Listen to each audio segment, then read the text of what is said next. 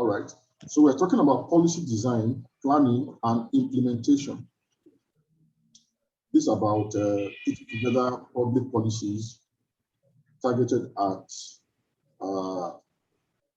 towards advancement of the society, so to say,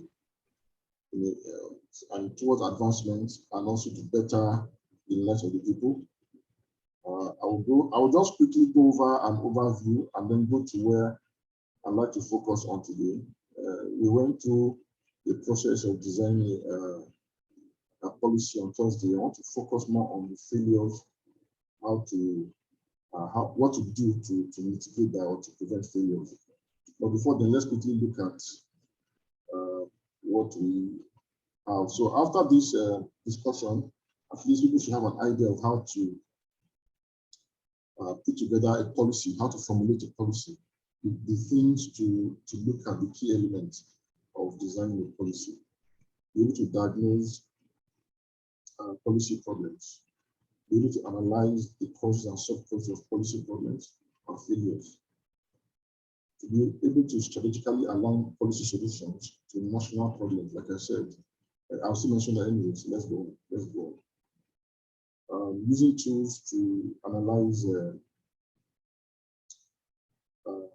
tools like Ishikawa diagram, which I showed you the other day, to analyze the root problem or root causes of problems that we want to solve, and also to inspire and mobilize relevant stakeholders in policy recommendations for effective implementation. Now, if you pay attention to this, you see that these are just it's just principles that you can apply to your personal life or organization, putting together policy. If people talking about personal policy or this and that, you don't know what we're talking about. So a policy is a guideline or set of principles which guide governing authorities in their course of action. They are guides to thinking and decision making, and they interpret or reflect and interpret objectives and guide decisions to achieve the objectives. Policies have three key elements: problem definition, the goals you want to achieve, and the policy instruments. You must understand what is the issue, what needs to be addressed very well. You determine the goals you want to achieve to solve that, to address that problem, and then the policy instruments that you need to achieve that. So public policy is a system of laws or regulatory. Can you guys please mute? Public policy is a system of laws or regulatory measures, causes of action, and funding priorities promulgated by a government entity to address specific topics that affect citizens or organizations. Policies are conscious choices and not accidents. They result from government decisions and not those of other actors in society, such as private companies or non-governmental organizations. So I'm not going to spend too much time on all this. If I go back to I'll just show you the table of contents. These are things we have discussed already, which I would like to go over again. Policy definition, that's what I just finished doing. We have types of policy, policy design and development, policy planning, policy implementation, monitoring and evaluation, and why policies fail in Africa. So on Thursday, we have looked at all this. I want to delve more into policy failures. But then just to mention that failures begin from not doing the proper thing, not going to the proper policy design process. If you, after this discussion, you can contact the admin to get what we discussed, to get the recording of last Thursday. So policies must be well designed, must be well targeted, must be well planned. She said that if you fail to plan, you're going to fail. So planning, implementation, very important. In fact, that's where most of the policies fail. And then monitoring and evaluation. to help feedback into the process, and then we look at failures. So like I said, I want to focus on failures today because I've gone over all this before. If you have time, I might be able to mention one or two of those things again. So forgive me, like I said, I'm in manual mode. I'm not in a slideshow because of problems in my system. So policy failures, I'll start from here. This is where we stopped on Thursday. Several factors combine to determine policy outcomes and how well it achieves objectives. Number one is the type and complexity of the problem. A very simple problem will have a very simple solution. The more complex, the more challenging for you to have effective policy outcomes. The magnitude of the desired outcome. The bigger the magnitude, the more challenging that will be. Then the human and financial resources devoted to implementation. The administrative structure and regulation that will be put in place to support implementation of the policy. Now, let me also mention, just to recap what we had said on Thursday, the difference between policy design and other forms of design, like maybe engineering design or architectural design, is that in policy design, you are targeting human behavior. While in engineering design, you are designing inanimate objects or facilities. So it's easier to get those things to do what you want. Mechanical design, electrical design, architectural, civil design. They will do what you have designed them to do if you follow the design standards and codes. But policy design is more challenging because now you are targeting human behavior. Policies are formulated to try to direct human behavior in a particular direction. So that's why it is very challenging, because people will do what they want to do. So you must find a way to get people to do what you want to do. So a policy must be credible. A technically well-designed policy may fail if not believable to the public. Economic policies in particular need to demonstrate credible commitment towards sustainability. So businesses need to believe whatever policy is in place before they can invest their money. Nigeria just signed into law last year the Petroleum Industry Bill or Act. And within a few months, we see many of the multinational oil companies pulling out of Nigeria. That tells a lot. So many government policies do not achieve the set objective and are considered to have failed. I mean, you see this all over Africa. Well, that's not to say that there are no policy failures in other countries as well, but it's more prevalent here in Africa. So why do policies fail in Africa? Number one is faulty policy design that will be caused by poor understanding of the problem. I mean, how do you solve a problem you don't understand? And that's what we see. People just jump into something because they want to do it, or because they want to impress the populace, or just whitewashing. Poor understanding of the problem, insufficient knowledge of the implementation context. I'm going to be showing some examples as we go. Unclear and even contradictory goals. Lack of political will and absence of political backing. That's under faulty policy design. Then you have poor implementation plan and framework. Incompetence, corruption, lack of resources, bad governance, and lack of continuity. It's a big problem in Nigeria, African and Nigerian democracy.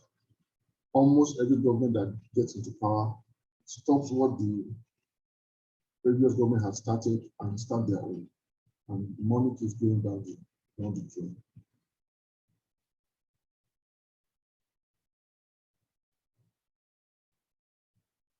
More causes of policy failures. No involvement of stakeholders that will be influenced by the policy. So people just wake up, determine there's a problem here, get to work on how to solve it without necessarily getting input from the key stakeholders, which is the people that the policy will influence or impact. Policy making needs to be cognizant of the policy preferences of the public. Another cause is conflict between policy design and political decision making.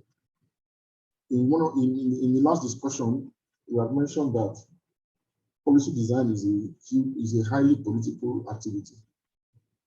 It's a collective thing. So people develop policies many times to align with their party. I find it very shocking, the level of partisan politicking you see even in the United States Senate. And sometimes you just wonder what exactly, what's the motive of this guy? I mean, are they loyal to country or to party? And sometimes they really get very, very silly. And of course, we see the same thing here in Nigeria. Design is based on principles about functionality of the policy area. Politics implies compromise and policy solutions that may be a product of the lowest common denominator rather than any clear vision. That's what I just said. So the common denominator is party line. People just follow party line rather than any clear vision or logical reason. So policy designers in political environments must seek to produce the best design while involving the largest possible area of values and ideas. And that can be a very difficult task.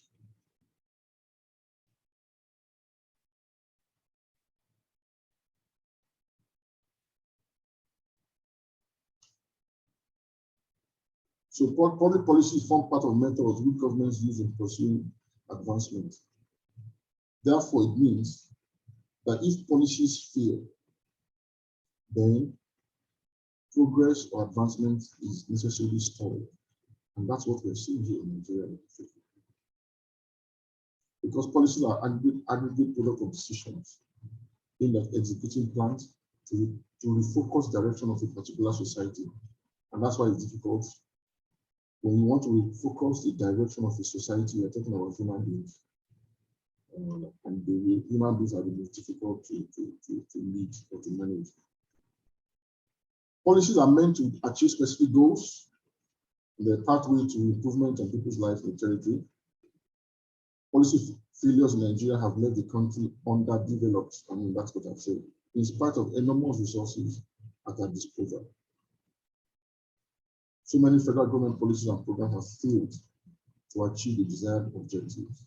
And that's why, one of the reasons why we're here today, to keep talking about these things, open our eyes as citizens and as those that will go into governance, to have better understanding about the indicators of success, expectations when in government, and how not to fail.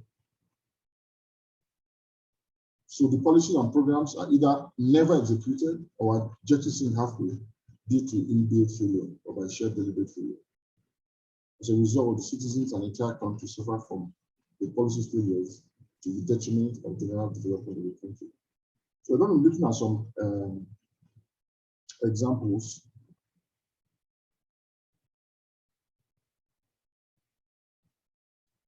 One of the most recent ones in Nigeria is the temporary suspension of Twitter. What was the root cause? What problem were they trying to solve?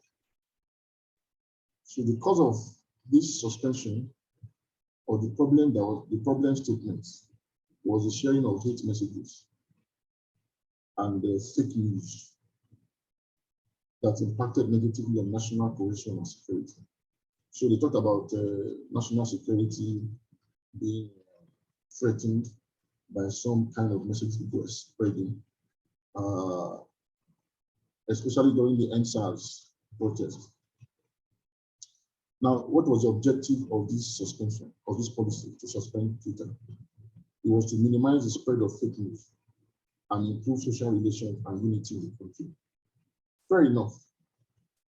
The problem was the spreading of hate messages and fake news, and the policy was suspend Twitter and get them to align with certain government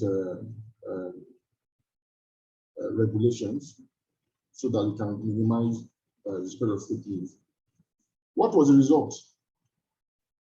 When the suspension was put in place, most Twitter users circumvented the measure and started using VPN technology. And they just continue what they were doing. Continue spreading news like before, and continue spreading hate speeches. Now, because of the suspension, the government spokespersons who were on the Twitter platform to counter those hate speeches and maybe fake news were no longer able to do that, because now Twitter was suspended. So what was the unintended impact? It was free flow of fake news and free flow of hate speeches. In addition to that, people lost billions of, cumulatively, there was loss of revenue in billions of naira. Twitter was just the source of the mode of business for many people, and they lost a lot of money during that period. The real impact on the problem, because the problem, remember when you are formulating a policy, you must identify a problem and identify measures to solve that problem. In this case, the real problem was the spreading of hate speech and fake news. Now, what was the real impact of this suspension? Was that Nigerians continued accessing fake news. It even increased without any alternative. No alternative voice from government and supporters. So there was no contrary voice now. It was just a free flow. And that was a monumental failure. The impact of the policy move was the opposite of what was desired. There was no real thinking about the policy before implementation. So it was not well thought through, especially the commercial impact, the business impact.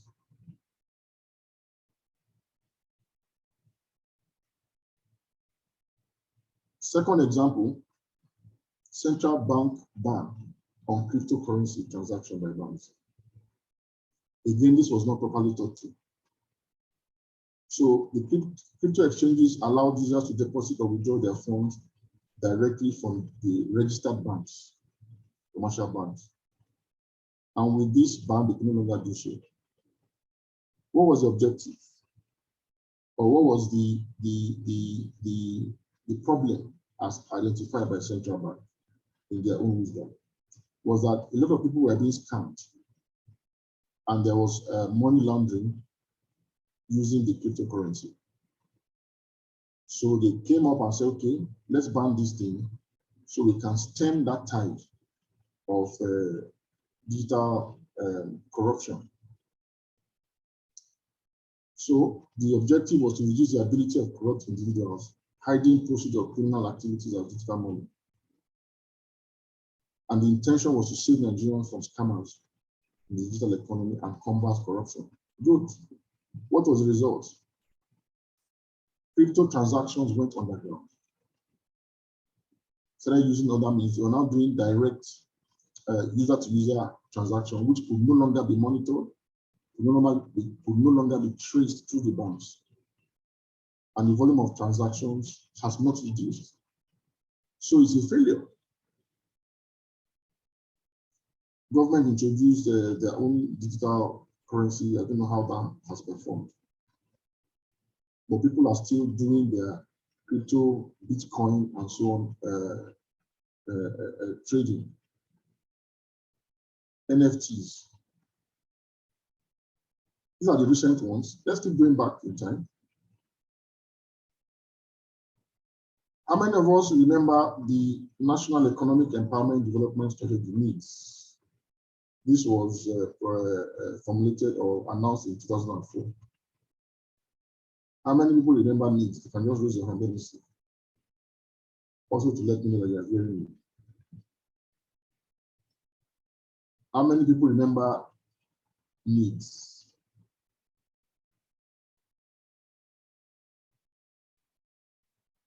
I can see only one hand.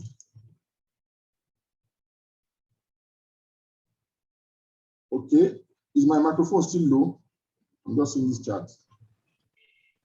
I think it became a bit better. All right. All right. I'm hearing loud and clear. Okay. So I see only two hands, people who remember needs. That's another failed policy. And the interesting thing and the sad thing is that all these things drop millions and billions of naira. So this particular one, 2004, evolved from the standpoint of Millennium Development Goals of the United Nations to address human development. It was on the basis of Nigeria's long-term goals of poverty, poverty reduction, alleviating poverty, wealth creation, employment generation, elimination of corruption, good governance, and value orientation. Everything that went into this was wasted. And it became a symbolic policy. It never functioned at any of the three levels of government meant to implement it. Again, why are we going through all this? It's for us to know and to begin to prosecute or investigate what people are doing in government, and also when you go there, to know what to do and what not to do. We're at a time in our nation that things just must change. And posterity is, it behoves us, for posterity's sake, to begin to rise up in our own little spheres now to get things done properly. Let's keep going. This one goes further back.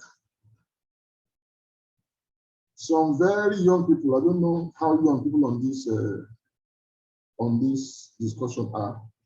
Some people may not have been born now at this time. DFRI. How many people remember DFRI? Directorate of Food, Roads, and Rural Infrastructure. 1986. All right. This was to coordinate and streamline rural development activities and accelerate the pace of rural development. Accelerate the pace of rural development. This thing sounds so wonderful on paper.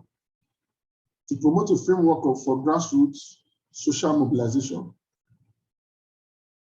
When I talk about social mobilization, I even remember MAMSA. Mount a viral program of development, monitoring, and performance evaluation to provide rural areas with access, roads, and potable water. Improve rural sanitation, literacy, and technology. All these things have not been achieved, even today, 2022. The policy was targeted at the rural areas to make them more attractive to live in and stem migration to urban areas. To change for better the rural ways of life and modes of production to meet the challenges of increased agricultural and industrial production. The functions were later absorbed. The functions of this policy were later, this agency was absorbed by the Federal Ministry of Agriculture and Rural Development. I saw a video or a picture or a video sometime last year that was heartbreaking from one of the villages in Nigeria, in this southern part of Nigeria. I saw heaps, in fact, mountains of plantain. Mountains of plantain. And they were rotting away. And some fruits, I think oranges. Why? Because they were not able to access, they didn't have access to it. They were not able to bring those things to major towns to sell to the market. And they were just rotting away. Meanwhile, we spent, as far back as 1986, billions of naira setting up a directorate of food, roads, and rural infrastructure. If it's for policies and research papers, white papers, so on and so forth, we have wonderful ideas in archives or plans, but these things never see the light of day. Let's keep going. Same 1986, we had the National Directorate of Employment. This was to provide vocational skills development program to secondary school leaders and graduates from tertiary institutions. Special public works program, small scale enterprise program, agricultural employment program. This was targeted at youths in particular, to provide skill for the unskilled, to enable youth to acquire vocation. The policy is in a state of comatose now. So comatose, it is not addressing youth employment in any way or vocational skills. It's not doing enough to stem unemployment and enhance skill acquisition among youth. Many youth are not even aware of the policy, not to talk of keen into it. So you can see that we have huge problems. But we are the ones to change these things. We're not going to wait for. It's time to stop pointing at anybody. Oh, 1976, going further back. Now, what I would like us to have at the back of our mind to just reflect on, looking at these dates, and that's why I put these dates. So 1976, 1986, 2004.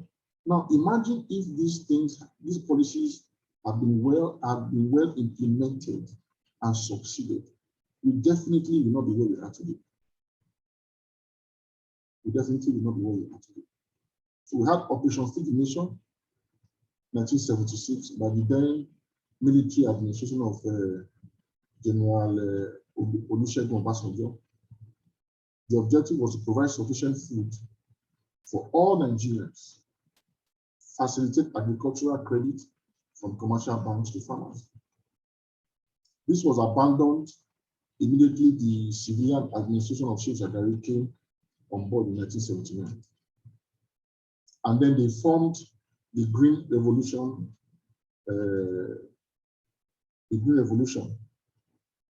in 79, and that also has died.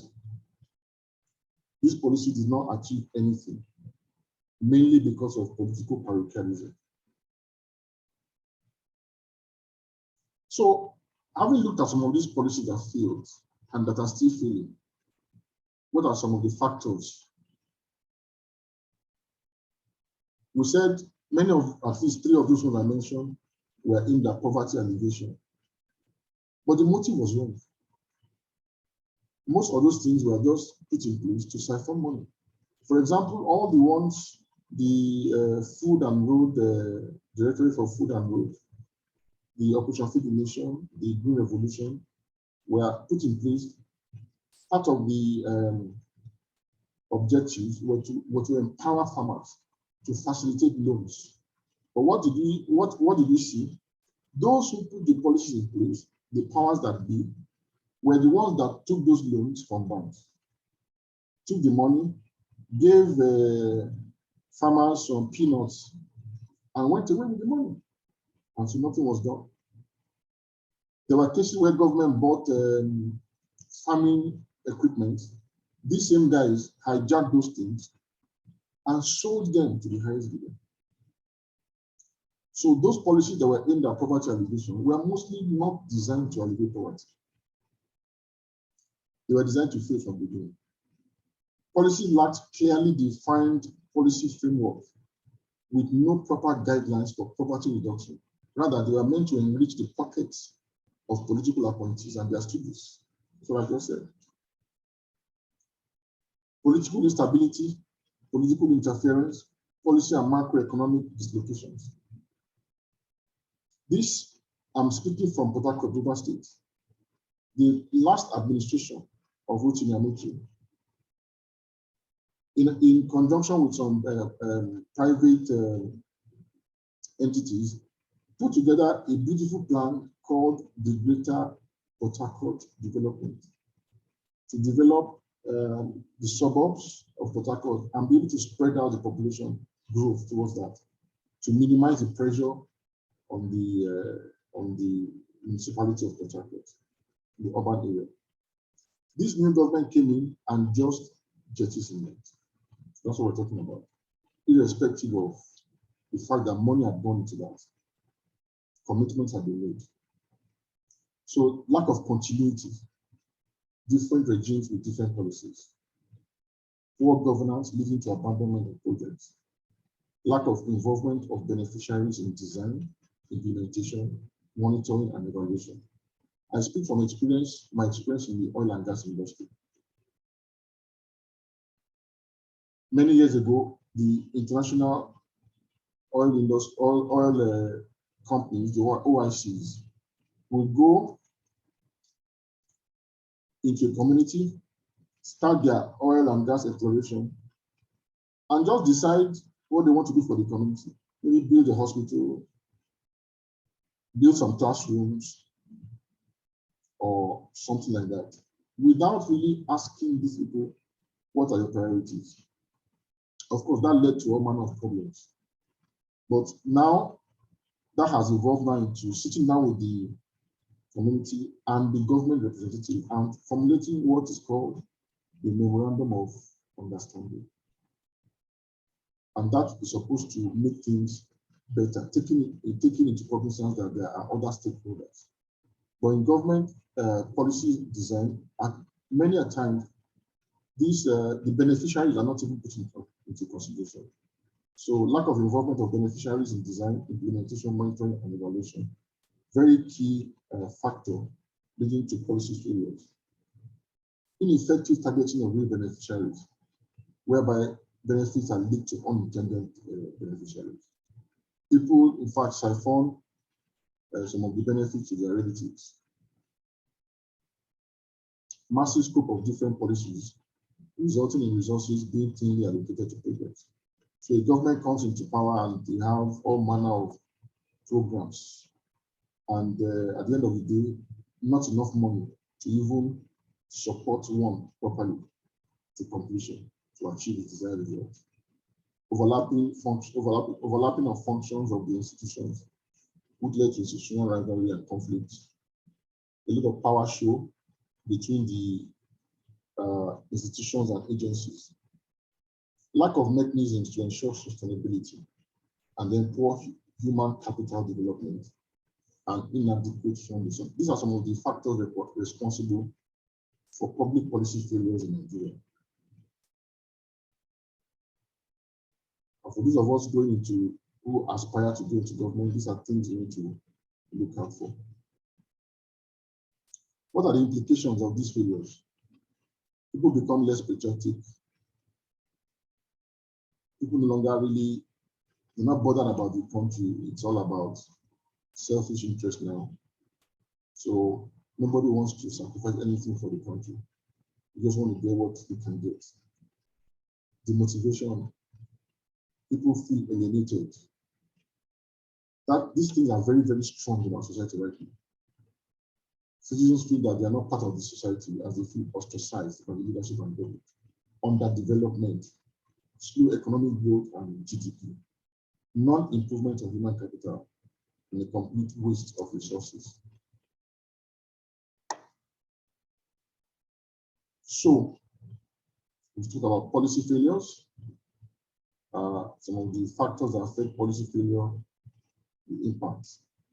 Now, how can we prevent failure? And this is very, very important.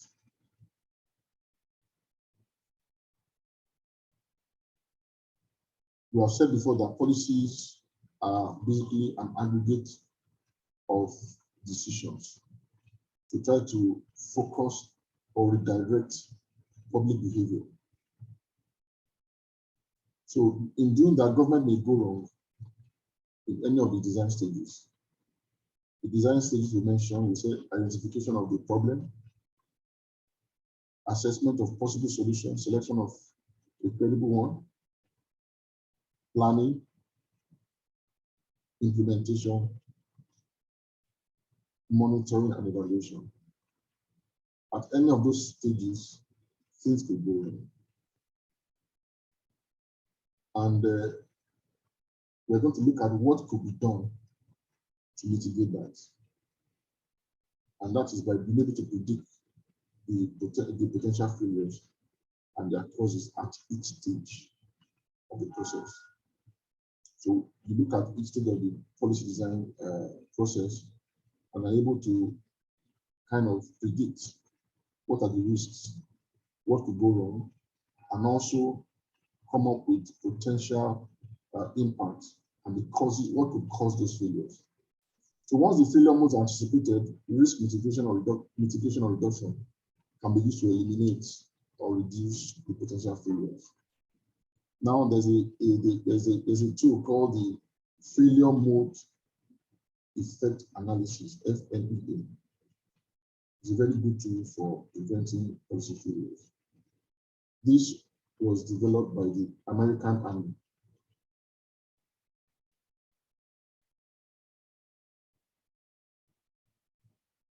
This was developed by the US Army. I think I will still show it somewhere.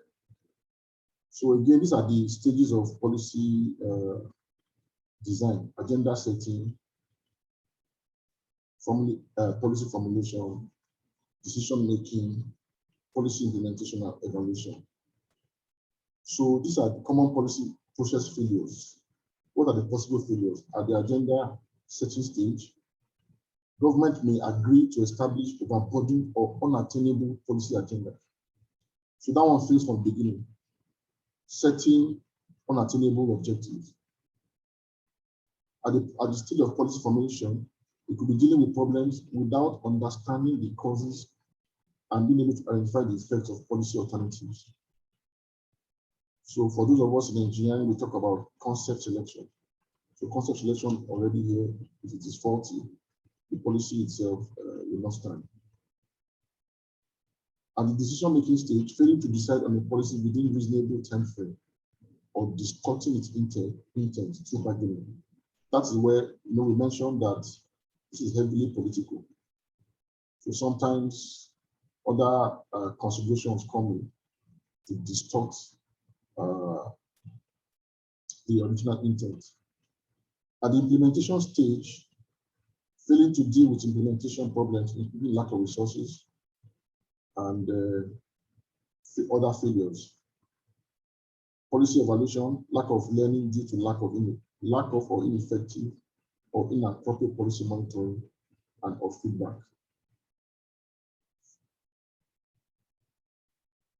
Can I see you guys raise your hands just to show that you are following me?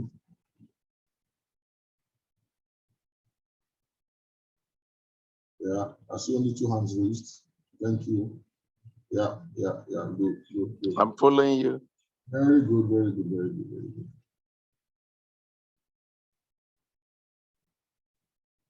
So is this making any sense so far?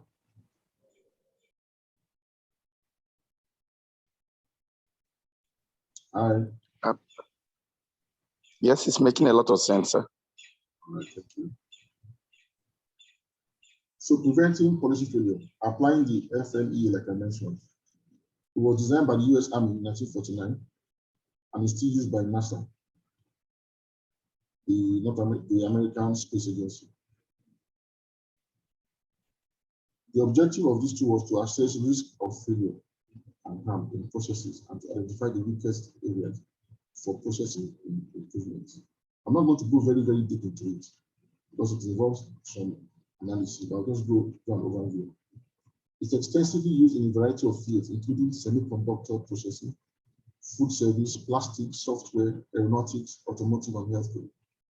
Anywhere you have processes, this tool can be used to help you identify, predict failures and prevent failure. In the public policy field, it enhances the executive's abilities to predict serious modes of failure in policy design, identify the factors causing failure and potential effects. The FMEA can be used to prioritize risks and assess the effectiveness of risk control activities. So with this, you can predict a lot of risks and then you rank them. I'll still come to that. And from your ranking, you can prioritize which ones you need to deal with and allocate resources to deal with those things. So this failure prevention proactively reduces risk of policy failure rather than when you are reactive to adverse events after failures have occurred. The recommendation is to always put in actions and resources to prevent policy failure. what are the key stages in applying this method? Number one, predicting policy failure. Predict all potential errors in policy implementation. Identify potential impact of each type of potential failure and identify their causes. And while you do that, we go back to the root cause and begin to deal with it. Determine item of process, that is which stage of the process. And this should be done for each stage. Identify the potential failure mode in policy process. Determine potential effect of each failure. Identify potential causes. That's just breaking down what I've said before. Controlling risks. Measure severity of the effects. This is severity rating. And that's a ranking, like I said before. And then you also set probabilities for each one. Probability of the cause occurring usually arranged on a scale of 1 to 10. Current process controls. What do you have in place? Institution plans that can either prevent the cause of failure from occurring or detect the failure mode or cause of failure should it occur. So there must be some controls in place, and if they're not in place, then you can identify and develop some. Key stages of applying the FMEA matrix. And the aim is to determine the extent to which the current control plans can prevent potential policy failure and control associated risks. So 2 types of controls, prevention and detection. Prevention, these are ways to prevent the cause of failure or failure mode from occurring at all during policy formulation. Detection is action to detect a problem during implementation before it becomes catastrophic. Of course, the preferred approach is to use the prevention.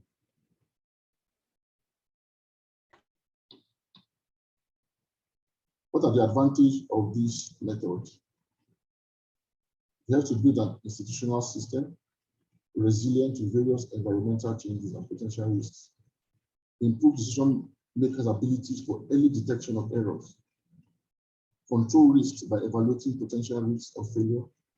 Identify the consequences of each failure mode and try to remove them early. You have to have a documented uniform method of assessing potential failure mechanisms, failure modes, and their impact on system operation, resulting in a list of failure modes that can be ranked according to their severity.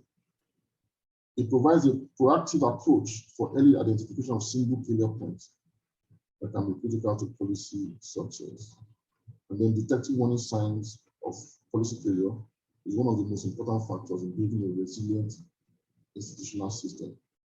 Now you see that, you don't need a seer to tell you that many of these things we don't even do here. We don't even do. We just rush, make policies, allocate budget, and the money is shared, unfortunately. But that narrative must change, and that will be changed by you and I. Whether you are going to government or you are just a citizen. So I'm going to stop here to allow some discussion. I think we have about 5 more minutes or 10. We spent 55 minutes already. All right, thank you very much, Pastor Jide. So please, if you have any questions and you'd want to voice it out, do all to make use of the raise your hand feature so we can call you out to lay your questions. Or if you'd want to make use of the chat room as well, that's still all right. Look, I think I see a hand up already. So Victor, would you like to ask your question or make your comment? Thank you. Victor Anabos. Thank you. Thank you for giving me an opportunity. Pastor Jide, thanks for inviting me for this. It's quite exciting to have this analysis broken down. It's a comment I want to make. Yeah. Over the past 2 decades or so, the same thoughts you have shared have always been going through my mind. And I wonder, why do they fail?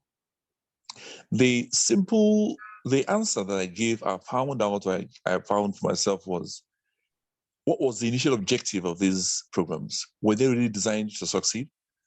I came to a sad conclusion that they were not. Because basically, each time these programs come up, you see an almost lack of knowledge of the scope of what they want to cover. That's right. I'll give you an example. Somebody tells you he's going to give you light in 6 months. Then this guy is supposed to be the one in charge of power. He hasn't done any proper evaluation on how much it's going to cost him to do that. Then he comes around and makes a campaign promise. Very quickly in his first week of office, he will realize he doesn't have enough trained men to carry out the job. He will find out that there's no security in a location to keep the equipment. He will discover that there's no roads to these locations in the first place. So in a space of 2 or 3 weeks, the challenge of providing light metamorphoses into 6 or more different challenges, with his road, security, education, everything suddenly becomes the problem of solving lights. And he will end up, exactly. So it is something I find amazing that with the depth of information we have and the qualifications of competence in quote of individuals in government places, nobody really cares to make this clear analysis that will provide some element of what I call it a tent pole for these ideas to stand on. We have shelves filled up with ideas in government ministries, proposals that were done to get favors and all that, and are wonderful ideas. And if I'm allowed to speak freely, so I don't take too much time, you see flyovers rolling around the whole of Port Harcourt. And one wonders, does it solve the traffic? No, it doesn't. So why hasn't anybody thought about something like a ring road? Which a was ring road that runs perimeter? part of the It doesn't make it. Exactly. It doesn't make any sense. If it was a railroad that run through Omagwa, all around Port Harcourt, you see, you don't need to come into town, East West Road, to make a turn. A railroad around the whole of Port Harcourt City, and it saves everybody all manners of problems. Now we have flyovers everywhere. There's no parking space for cars. So the line under the bridge, one lane is for taxis and buses, and kind of the second one. So you actually have less than one lane for cars to pass through. Each time there's traffic under these bridges, it's disconcerting to say the least. Well, keep on trying. I yield back to you, Pastor Jide. Thank you very much, Victor. Thank you very much for that insight. Yeah. So that's the problem, and that's why we're having this discussion, because we are now the ones to go there and begin to change that, either by directly participating or by challenging the status quo and demanding performance. But before you can demand performance, you need to even understand what the problems are. That's what we're discussing. I see another hand, Bode. Thank you, sir. Good morning, sir. Good morning, everyone. I want to ask a question and also make a contribution. Let me start with the contribution. I think from what you said, sir, I think another problem that we are facing is the fact that we have intellectuals who don't even want to be part of the whole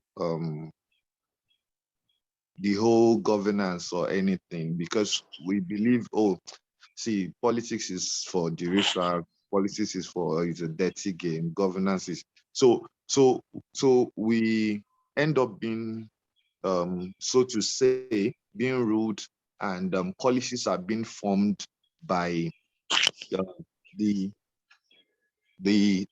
lesser, permit me to use that, sir, but the lesser of the brains we have in the country.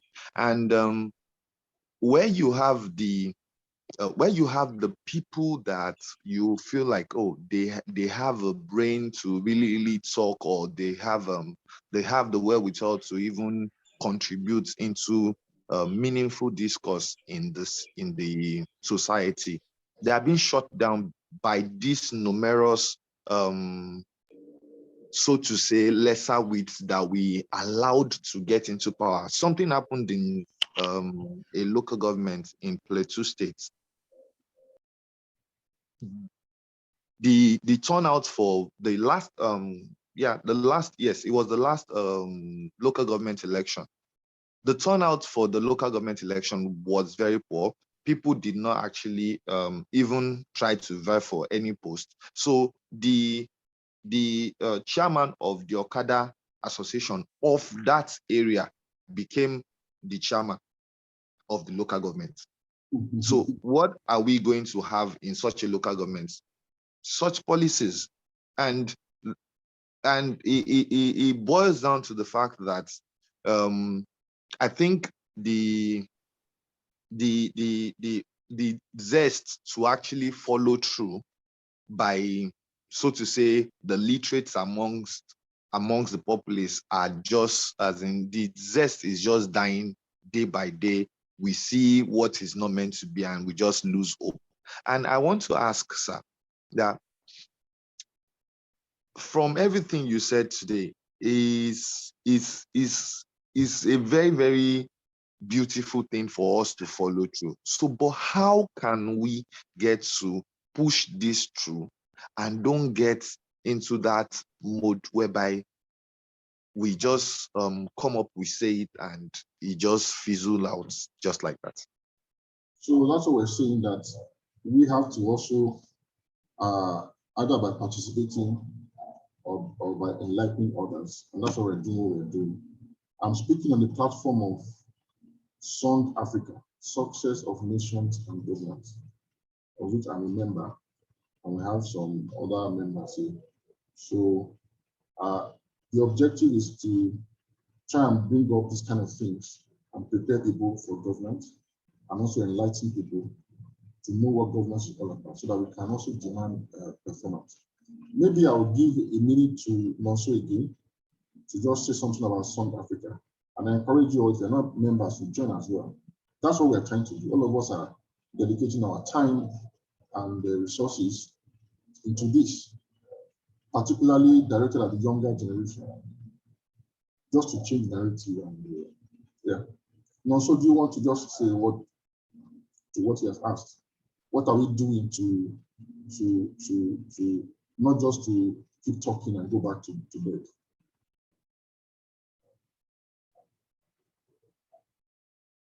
It's not so there. What about Gary? All right, it appears Mrs. Nonso is not available. Okay, so basically, Song Africa as an organization, as she initially said, is a non-for-profit organization with a vision to groom, build, and train youth and individuals of African descent with the skills and character required to transform communities. So we have seen that over time, it's easy to agonize over the ills and vices in society and not really profess solutions to them.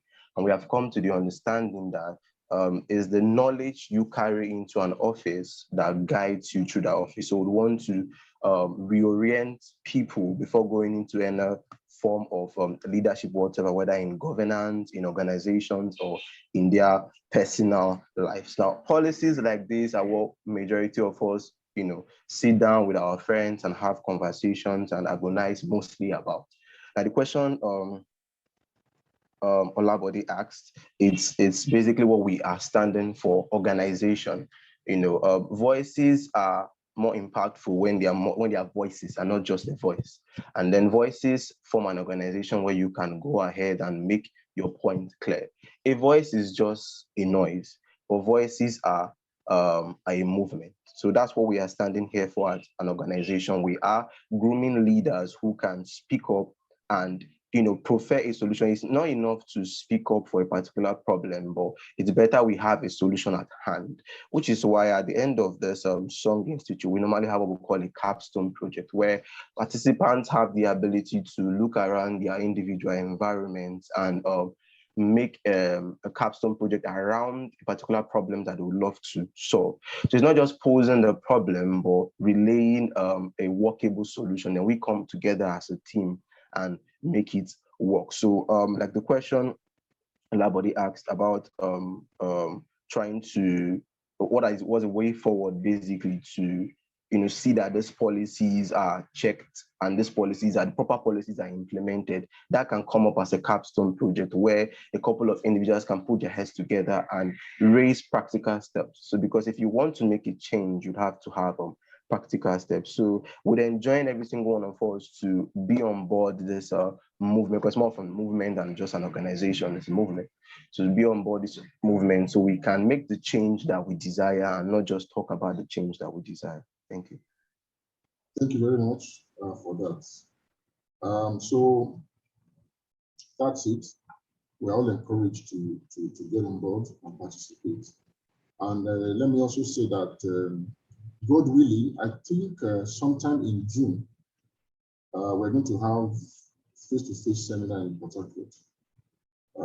We're trying to organize through the worship centers to get a lot of young people and individuals to participate. So it's going to be like a 2-day workshop where people can come together and discuss a number of issues and go back to carry out the actions so that we can change this narrative and the tide.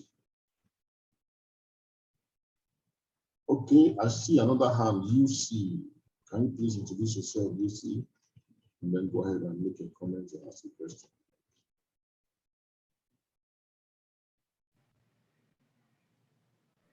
You can go on ahead. You can unmute yourself and ask your question. Okay, thank you very much. My name is Uche Ihaichukwu. I thank Pastor for inviting me to this forum, and also thank Song Africa. Actually, from where I joined, I think so far there's been a rundown from 1976, 86, 2004. Not that there have not been policies. Nigeria has come up with very good policies, the finest of policies. But one of the challenges we've had over time is implementation of these policies. And for me here, Pastor talks about, earlier I had him talking about the non-inclusion of stakeholders in policy making. We have so much of, like the last two callers say, a lot of elephant projects. And I would give an instance of one that I'm a little bit associated with in Port Harcourt. It's a government project, the reverse monorail. If I tell you the billions of naira that was involved in that project, to marvel you, it will get us the finest of hospitals, road. Just to mention a few. But it's such a shame that as we speak now, that project is almost like at the middle of nowhere. And Pastor talks about because of this hello? That is dead. It's completely dead, and it's so painful. And Pastor talks about, part of the reason, the failures that jettisoning some of this project halfway, government after government not follow. There's no policy of continuity. Even after they run the same party, you see them coming with their own agendas, all just for the reason of sharing money, nothing else, just to share money. And it's such pain. And I think I thank Song Africa, and I also thank God that this burning desire has been in the heart of many and the youth. We need to change. It's all about change. And we must take it up, not just about because I think everybody in this group should sign up for Song Africa, because for me, I'm just signing up right away because we must be part of this. This is a movement for change. And every one of us, if we're Nigerians and we watch what is happening today in this country, even in our justice, within the court of our own state, it's painful. If I tell you, it's really painful. I've been associated with, by the grace of God, 1 or 2 government, I will tell you what happens there is really disheartening. Right? It's just like a joke. Someone sits in his bedroom, sometimes cuts. If you come up with any advice, so to say, that will bring about investigating or auditing what is happening. Okay, can we get it right? Or come up with engineering factors that's okay, look, this is not done this way. Somebody will just put a call to you and say, sorry, that is not why you're sent there. And if you go further, they will write you to leave the site. Things like that happen. And nobody's challenging it, becoming a norm. Hello. Now we're hearing you. Yeah, it's becoming a norm, and nobody's picking up. And it's just like people dying. You come up, like somebody talked about the ring road. Look, if you go around some of these flyovers, you begin to ask questions.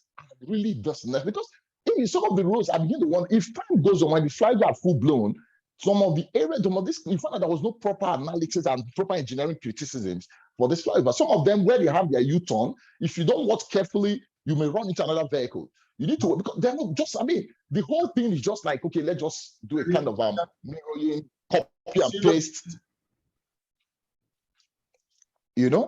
Thank you, sir.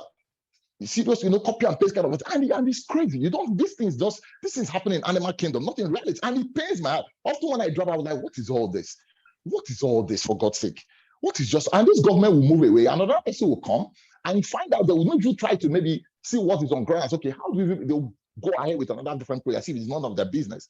But I believe God will help us. And I'm signing up for Song Africa. I thank God for this, and I appreciate everyone for being part of it. God bless you all. Thank you. Thanks, Uche. I appreciate it. Thanks. So that's it. We will not just sit down, look at things and move away. It's time to speak up. I said on Thursday that during the huge protest in 2020, the key phrase was okay, which means speak up. It's easy to start speaking up. Not only to speak up, to also have understanding. The Bible says a house is built by understanding, by wisdom, and by knowledge. The rules of the treasures. So understanding will also help us to demand performance, to understand what performance effective governance is, for those of us who are on the outside, and for those who are going in, to also be equipped to do the right things, hit the ground running. Luckily, we'll be moving towards where we want to be. Lucky, please, Lucky, you have your hand raised. Go unmute yourself and speak, please. Lucky, and you will unmute yourself and speak.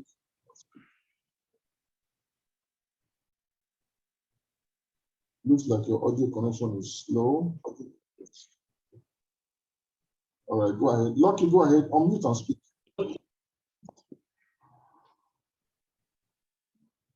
Lucky, you are still muted.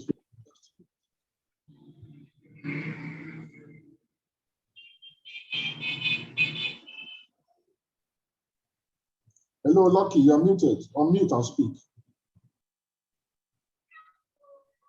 Okay, I think he's having a problem with his audio. Any other person wants to say something? So if you do not want to make use of if you don't want to speak up, you can do all to drop it at on the chat room, and would help you relate if it's a question or it's a comment. You can drop something in the chat where that's it. That's right.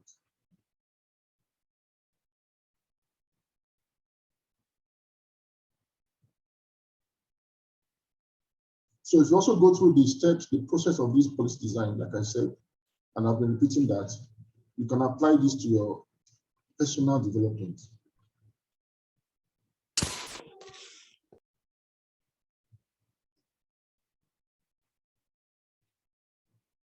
All right, Gary. So I